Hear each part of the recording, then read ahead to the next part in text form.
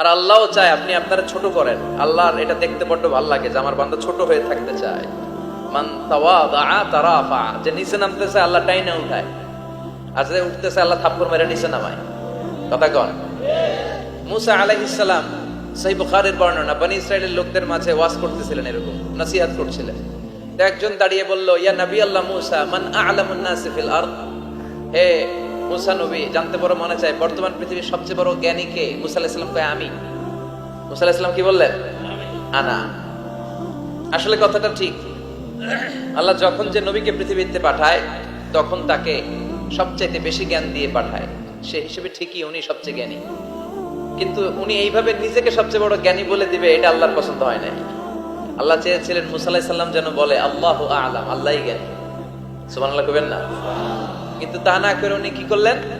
যখন বলল সবচেয়ে বড় জ্ঞানী কে, উনি হুট করে কি বলে ফেললেন? আনা, আমি। আল্লাহ এটা পছন্দ করেনি। আল্লাহ ডেকে বললেন, মুসা ইউ আর অ্যাবসলিউটলি রং, তুমি ভুল করেছো, তুমি সবচেয়ে জ্ঞানী নও, তোমার চেয়ে বড় জ্ঞানী আছে। সুবহানাল্লাহ পড়েন। তার মানে জানার কোনো শেষ নাই, জাননেওয়ালার উপর জাননেওয়ালা আছে। আর সবচেয়ে বড় জাননেওয়ালা কে? মুসা আলাইহিস সালাম রে আল্লাহ বললেন, মুসা তোমার চেয়ে বড় জ্ঞানী আছে, তার নাম হচ্ছে খাদির। কি নাম? আরো জোরে বলেন, কি নাম? খাদির। উনি কোন জায়গায় বসলে ওখানে ঘাস লতা পাতা যদি শুকনো থাকতো, ওনার বরকতে ওগুলো সবুজ হয়ে যেত, এজন্য ওনার নাম খাদির। কিন্তু আমরা বলি খিজির। আমরা কি বলি? খিজির। আল্লাহ বললেন, ইযহাব ইলা মাজমাইল বাহরাইন, দুই সাগরের মিলন কেন্দ্র, ওখানে যাও, ওখানে যে এমন এক বান্দার সন্ধান পাবা সে তোমার চেয়েও জ্ঞানী। সুবহানাল্লাহ পড়ে। তাহলে আমি সবচেয়ে বড় জ্ঞানী, আমি আল্লামা, এটা বলতে পারে শয়তান। চিল্লা এখন ঠিক কিনা? এজন্য আমরা যেন নিজেকে নিজে সবসময় ছোট করে উপস্থাপন করি, তাহলে আল্লাহর দরবারে আপনি বড় হয়ে যাবেন।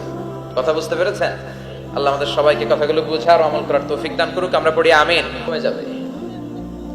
উনজুরু ইলা মান হুয়া আসফালা মিনকা, তোমার চেয়ে যে খারাপ অবস্থায় আছে একটু তাকাও না, একটু তাকাও, তোমার চারিপাশেই আছে। যে মুহূর্তে আমরা কথা শুনছি এই মুহূর্তে অনেকে হাসপাতালের বেডে শুয়ে শুয়ে চিৎকার করছে, মৃত্যুর প্রহর গুনছে। ক্যান্সার, দুরারোগ্য ব্যাধি যার নাই কোনো অ্যান্সার। আমার বাড়ি নাই, আমি বাড়ি চাই, গাড়ি চাই, আরো টাকা চাই, আরো পয়সা চাই, আরো খ্যাতি চাই, আরো অনেক কিছু চাই। ক্যান্সারে আক্রান্ত রোগীটা কিচ্ছু চায় না, খালি বাঁচতে চায়। ওর বাঁচার বড় শখ। এই সুন্দর মায়ার পৃথিবী ছেড়ে ওর চলে যেতে মনে চায় না, ও শুধু বাঁচতে চায়। কিন্তু আমাদের এটা লাগবে, ওইটা লাগবে, ওইটা লাগবে। এজন্য ক্যান্সারে যারা আক্রান্ত একটু তাকান না, হাত নাই পা নাই, একটু তাকান কিভাবে তারা লাইফ লিড করে। শেখ সাদি বালাগাল উলা বিকামালিহি একটা কবিতা লিখে বিখ্যাত হয়েছে। পার্সিয়ান পয়েট, ইরানি কবি। ওনার আর্থিক দৈন্যতা যাচ্ছিল কিছুদিন ধরে, ওনার আর্থিক কিছু সমস্যা, টাকা পয়সা নাই, ফলে ওনার জুতা ছিঁড়ে গিয়েছে, পায়ে জুতা নাই, খালি পায়ে হাঁটে। আর মনে বড় আফসোস, মনে বড় দুঃখ, আমি এত বড় কবি, আমার পায়ে জুতা নাই, আমার পায়ে কি নাই। তো একবার ঘর থেকে বের হয়ে দেখে একটা লোক ভিক্ষা করে খাচ্ছে, ওর দুইটা পায়ে নাই। শেখ সাদির কি নাই? ভিক্ষুকের কি নাই? ভিক্ষুকের দশা দেখে সেজদায় পড়ে গিয়েছে। সেজদায় লুটিয়ে পড়ে আল্লাহর বলে, আল্লাহ শুকর, আলহামদুলিল্লাহ, বেশ ভালো আছে। এজন্য উনজুর ইলা মান হুয়া আসফালা মিনকা, তোমার যে খারাপ অবস্থানে আছে তার দিকে তাকাও। ঋণের বোঝা কাঁধে এত বেশি, প্রতিদিন বাড়িওয়ালা এসে তাড়া করে, ভাড়া দিতে পারে না, এরকম লোক আছে না? নাই? গ্যাসের বিল দিতে পারে না, বিদ্যুতের বিল দিতে পারে না, স্ত্রীকে একটা শাড়ি কিনে দিতে পারে না, বাচ্চাদের 3 মাসের 4 মাসের বেতন ভাড়া জমা হয়ে আছে, দিতে পারে না। কত সুখে আছি আমরা, কত শান্তিতে আছি আমরা, শুকর গুজার হতে চাই না, শুধু অভিযোগ আর অভিযোগ। আল্লাহ বলে, অভিযোগ বাদ দিয়ে দাও। বিশ্বনবী বলেন, তোমার চেয়ে যে খারাপ অবস্থানে আছে একটু ওইদিকে তাকাও, তাহলে দেখবে তুমি অনেক ভালো আছো। এজন্য সব সময় সুখে দুঃখে সর্বাবস্থায় আমরা প্রশংসা করবো একজনের, তিনি কে? আর প্রশংসা করলে নিয়ামত বাড়ায় দেয় কে? আর প্রশংসা না করলে শাস্তির জন্য অপেক্ষা করতে হবে। যাহারাল ফাসাদু ফিল বাররি ওয়াল বাহরি বিমা কাসাবাত আইদিন নাস, জলে স্থলে যে জলোচ্ছ্বাস, ভূমিকম্প, অগ্নিকাণ্ড, খরা, দুর্ভিক্ষ এগুলো চলে, এই মহামারী, নানা ধরনের নতুন রোগ, এগুলো আমাদের হাতের কামাই। এগুলো কি আমাদের হাতের কামাই। আমরা যদি আল্লাহওয়ালা হয়ে যাই, আল্লাহর জামিনে যদি আল্লাহর দিন কায়েমের চেষ্টা করি, আল্লাহর দেয়া কোরআন অনুযায়ী যদি জীবন চালাই, আমাদের জীবনটারও শান্তিময় করে দিবে কে? আমাদের ধর্মের নামই তো শান্তি। ধর্মের নাম কি? ইসলাম। ইসলাম মানে কি? বিশ্বনবী রাজা বাদশাদের কাছে যখন চিঠি লিখতেন, তিনি প্রথমে শান্তির কথা শোনাতেন। সুবহানাল্লাহ পড়েন। দেখেন কত সুন্দর ধর্ম। আর আমাদেরকে ওরা শান্তি শিখায়, আমাদেরকে মানবাধিকার শিখায়, মানবাধিকারের কথা, শান্তির কথা মানায় একজনের মুখে, তিনি হচ্ছেন মুহাম্মদ সাল্লাল্লাহু। গোটা বিশ্ব তার কাছে ঋণী, তার কাছে কৃতজ্ঞ। তিনি শুধু দিয়েছেন, নেন নাই। সুবহানাল্লাহ পড়েন। তিনি বলেছেন সালামুন আলা মানিত্তাবা আল হুদা। যাদের কাছে বিশ্বনবী চিঠি পাঠাতেন তিনি লিখতেন সালাম, মানে শান্তি, শুরুতেই শান্তি। তাদের প্রতি আলা মানিত্তাবা আল হুদা, যারা হেদায়েতকে অনুসরণ করে। রাজা বাদশাদের কাছে বিশ্বনবী চিঠি পাঠাতেন, শান্তির বাণী পাঠাতেন, তারপর লিখতেন আসলিম তাসলাম, ইসলাম মানো শান্তিতে থাকবা, তাহলে আল্লাহর দরবারে আপনি বড় হয়ে যাবেন। কথা বুঝতে পেরেছেন? আল্লাহ আমাদের সবাইকে কথাগুলো বুঝার ও আমল করার তৌফিক দান করুক। আমরা পড়ি আমিন। কি হয়েছে ওখানে? মানুষ জায়গা হয় না? আচ্ছা জি, ভলান্টিয়ার্স যারা আছেন তারা ওই যে কাপড়গুলো খুলে দেন। খুলেই তো দিছে, তারপরেও জায়গা হচ্ছে না। কি আর করবেন? একটু কষ্ট করে শুনতে হবে। কষ্ট আছে যেখানে, সওয়াব আছে সেখানে। তারা শুনলে বেশি সওয়াব, তো ওনাদেরকে বেশি সওয়াব থেকে বঞ্চিত করবেন কেন? সওয়াব নেই কোনারা, আপনারা সওয়াব নেন, সওয়াব পাবেন ইনশাআল্লাহ। কষ্ট হচ্ছে না তো? এই মাহফিলে একবারে বসে যেতে হয়, টানা হিচড়া আমি করি না।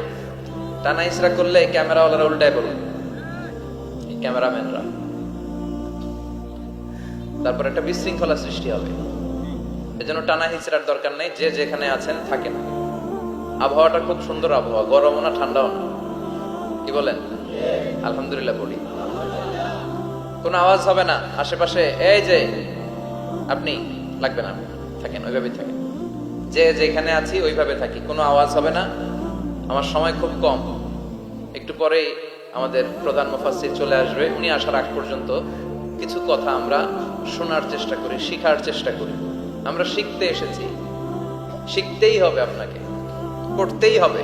কোরআনের প্রথম কথা হচ্ছে পড়ো আর নিজের জীবন গড়ো, ঠিক কি না? পড়তেই হবে আপনাকে, না পড়ে উপায় নাই। যখন যে অবস্থায় থাকবেন পড়বেন। জীবনে আমি জীবনে আমার একটা কিছু মটো আছে, লক্ষ্য, এটাকে খেয়াল করে আমি চলি। বিষয়টা হচ্ছে এরকম যে আমি কখনো হারি না, আমি হয় জিতি নয় শিখি। এরকম একটা অ্যাটিটিউড রাখবেন যে শিখতে আমাকে হবেই, কিন্তু হেরে যাব না আমরা। চিল্লায় বলে ঠিক কিনা? এবং শিখাটাই আপনাকে মুক্তি দিতে পারে। এজন্যই কোরআনের প্রথম কথা আল্লাহ শিখার ব্যাপারে উদ্বুদ্ধ করেছেন। আল্লাহ বলেছেন ইকরা বিসমি রাব্বিকাল্লাযী খালাক, read in the name of your lord who has created. বলো তোমার প্রভুর নামে যিনি তোমায় শিখিয়েছেন। এজন্য পড়তে হবে, জানতে হবে। আসেন আমরা সরাসরি মহাবিশ্বয় মহাগ্রন্থ আল কোরআন থেকে শুনি। উদ্দেশ্য হচ্ছে যে আমরা নিজেদেরকে আলোকিত করব। উই এনলাইটেন আওয়ারসেলফ, ভিতরটাকে আলোকিত করব, আলোকিত মানুষ হব, সাদা মনের মানুষ হব, আল্লাহওয়ালা হব ইনশাআল্লাহ। পড়েন। উদ্দেশ্য যদি ভালো হয় সওয়াব কামিয়ে আপনি শেষ করতে পারবেন না। আর উদ্দেশ্যে যদি ভেজাল থাকে কোনো লাভ নাই। আবা মানসুরা, সব শেষ। এগুলারে উঠাইলে, মিজানের পাল্লায় উঠালে কোনো ধরনের ওজন হবে না। আজকের এই তাফসীর মাহফিলে আমরা এসেছি শিখার জন্য আর একজনকে খুশি করার জন্য। তিনি কে? আল্লাহ তুমি কবুল করো। আমি আপনাদের খেদমতে সূরাতু আদ-দুহা তেলাওয়াত করেছি। এই সূরাটা মুখস্থ আছে না অনেকের? কমন একটা সূরা, প্রায় আমরা সালাতে পড়ি, মক্তবেই তো এগুলো শিখে ফেলছি, ঠিক কি না? তো এই যে সূরাটা খুব বেশি পড়া হয়, খুব বেশি শোনা হয়, আসলে এই সূরায় আল্লাহ কি শিক্ষা কর্মসূচি আমাদেরকে দিলেন জানার দরকার আছে না নাই? আসেন আজকের এই চমৎকার রজনীতে আমরা সূরাতুদ দুহার আলোকে কিছু কথা শুনি। এটা কোরআনের 30তম পারায় অবস্থিত একটা সূরা। কততম পারা? এটা মাক্কি সূরা। একটু আওয়াজ করে বলবেন, কি সূরা? মাক্কি সূরা। এই সূরার আয়াত সংখ্যা 11টি। কয়টি? 11টি। এটা কোরআনের একটা মোটিভেশনাল সূরা। কি সূরা? মোটিভেশনাল। আমরা প্রায় এই শব্দটা শুনি না, মোটিভেশন, মোটিভেশন, মোটিভেশন। এই ছেলে কি তোমাদের কি হয়েছে? কথা বলা যাবে না তো, একেবারে চুপ থাকো। যে যেখানে আছো থাকো, কানগুলো খাড়া করো খরগোশের মতো, কোনো আওয়াজ হবে না, একেবারে চুপ। এটা কোরআনের মোটিভেশনাল সূরা। অনুপ্রেরণাদায়ক সূরা। আপনার মন যখন খারাপ তখন এই দুইটা সূরা পড়বেন, দোহাও পড়বেন, সূরাতুল ইনশিরাহও পড়বেন। ইযা ইশতাদ্দাত বিকাল বালওয়া ফাফাক্কির ফি আলাম নাশরাহ ফাইন্নাল উসরা বাইনাল ইউসরাইনি ইযা ফাক্কারতাহু ফাফরাহ। এর কি সমস্যা কি?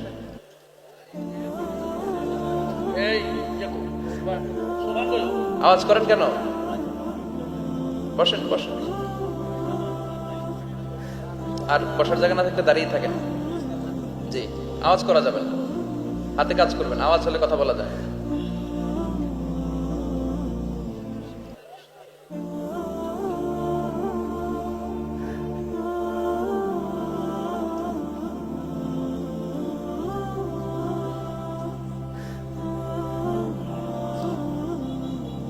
আওয়াজ করবেন না, এটা করেন।